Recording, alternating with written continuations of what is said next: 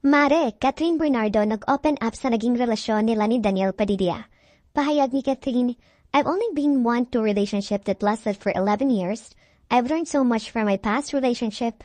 I'm talking about growth, I'm talking about being unselfish, about gratitude, dreams and all. Lumaki ako sa 11 years na relationship na yon. When a breakup happened, ang dami ko ring natutunan after sa sarili ko. That moment in my life tested my faith so much and feeling ko, sobra akong nag-guide doon. Tanong ni Boy Abunda, anong advice ang ibibigay mo sa little Kath bago ka magkarelasyon?